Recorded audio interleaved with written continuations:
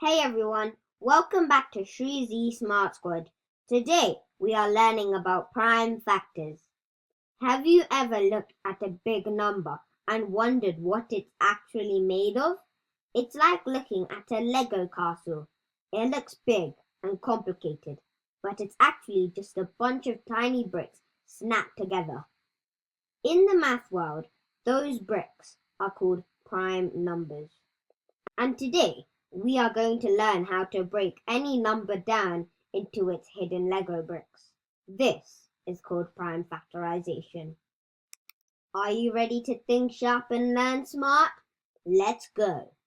Before we start breaking things, we need to know what is a prime number and what is a composite number. A prime number is a loner. It can only be divided by 1 and itself. Examples are 2 is a prime number, 3 is a prime number, and 5 is a prime number because they only divide by 1 and itself. If you want to learn more in detail about prime numbers, I'll give you the link in the description below. Please go and check it out. And if a number can be broken down further, like 4, which is 2 times 2, and divides by 1 and 4, so it has 3 factors, 1, 2, and 4. So it is not a prime. We call this as a composite number, which means a composite number is a whole number that has more than 2 factors. And also, it is very important to know the difference between prime factors and prime factorization. Okay, think of it this way. Prime factors are the ingredients, and prime factorization is the recipe card that tells you how much of each ingredient you need. Let's see what are prime factors. A prime factor is a factor that is also a prime number, a number that only has 2 factors, 1 and itself. Prime factorization. This is the math detective work where you break a composite number down until you are left with only prime numbers. When you multiply these prime numbers back together, you get the original number. This is the math string that shows exactly how to recreate the original number using only its prime factors. Let's take an example. Find the prime factors of the composite number 36. Today, I will show you how you can find prime factors for any number using the factor tree method. Using this method, we start with the number and keep branching until we can't branch anymore. The first step is to split it. Pick any 2 numbers that multiply to get 36. We can do 2 times 18 is 36, 3 times 12 is 36, 4 times 9 is 36, and 6 times 6 is 36. So you can take any pair. Here, let's start with 2 times 18. Here, we write them as branches. We need to circle the primes. If a number is prime, like 2, circle it and that stops the branch. Break the composite. If a number is composite, like 18, give it new branches, like 9 times 2. Again here, 2 is a prime number, so circle it. On the other branch, we have 9, which is a composite number, because 3 times 3 is 9. Here, 3 is a prime number, so we circle these 2 3s. Now, if we notice here, once every branch ends in a circle, we have our ingredients. So that our prime factors of 36 are 2, 2, 3, and 3. If we multiply those back together, 2 times 2 is 4, 4 times 3 is 12, and 12 times 3 is 36. It works. We found the bricks. So the prime factorization of 36 is 2 times 2 times 3 times 3. Let's see another example. Find the prime factors of the number 50. The first step is to split it. Pick any 2 numbers that multiply to get 50. Either you can take 2 times 25 and 5 times 10. This time we start with 5 times 10. Here, write them as 2 branches. Now we have to circle if there is any prime number. Here, 5 is a prime number, so circle it. Now here, 10 is a composite number, so what makes 10? 2 times 5 makes 10. So again, write another 2 branches for the number 10. Now, if you notice here, both 2 and 5 are prime numbers, so let's circle them. Now here, every branch is circled, so we need to look no further. We got our prime factors for the number 50, which are 2, 5, and 5. If we multiply those back together, 2 times 5 is 10, and 10 times 5 is 50. It works. We found the bricks. So the prime factorization of 50 is 2 times 5 times 5. See? It's just like a puzzle. You keep breaking the number down until you can't break it anymore. It doesn't matter which numbers you start your branches with. If you start 50 with 2 times 25 or 5 times 10, you will always end up with the same circled prime numbers at their bottom. Okay, squad, let me tell you a few tips for prime factors and prime factorization. The even rule. If the number is even, always start by dividing by 2. Let's take 24. You need to start with 2 times 12. The phi rule.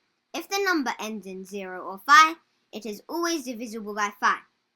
Let's take the example 40 or 15. For 40, you can branch it as 5 times 8. And for 15, we can do 5 times 3. The sum of the digits rule. To see if a number is divisible by 3, add its digits together. If that sum is in the 3 times table, the whole number is. Like if the number is odd and not ending in 5, then try this. Example, 21. If we add 2 and 1 digits, we will get 3. And 3 is in the 3 times tables. So 21 is divisible by 3. So we will get the branches as 3 and 7. The buddy check. Verification. The test. Multiply all your final circled prime numbers back together. The goal. If they multiply to the original number you started with, we win. Common mistakes to avoid. The 1 rule.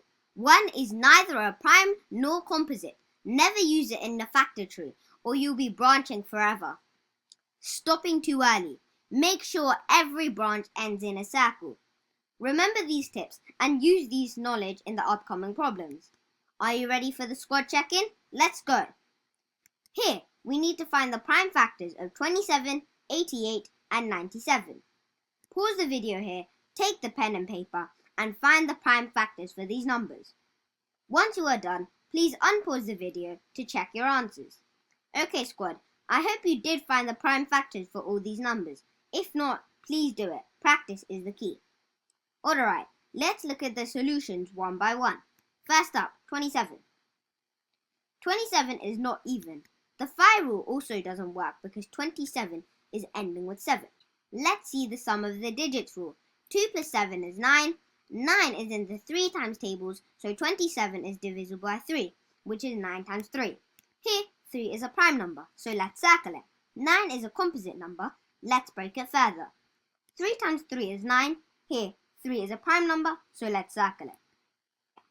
Now here, every branch has been circled, so we no need to look further. We got our prime factors for 27, which are 3, 3, and 3. Remember these tips. Buddy check rule. If we multiply these prime numbers, we should get our original number. 3 times 3 is 9, and 9 times 3 is 27. Yay, we did it right.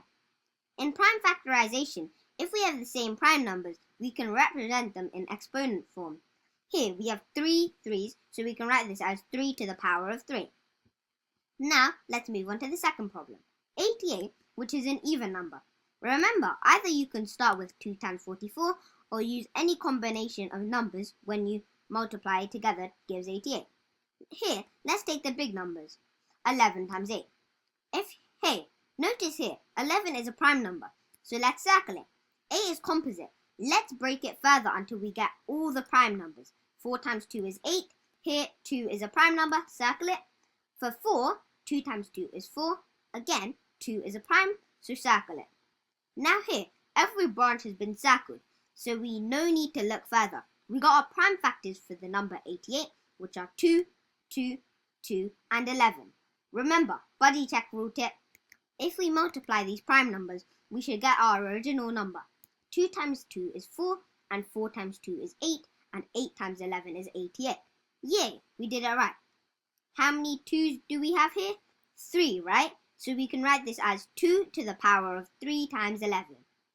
Let's move on to the third problem, 97. 97 is not even a number. 5 rule also doesn't work. 9 plus 7 is 16, which is not a multiple of 3. I know what you're thinking. Do I have to check every number until 97? No way. Let me tell you the Smart Squad secret. Use the square root shortcut. Square root shortcut Sounds like scary. Don't worry. Let me explain how this works. Just find the middle match.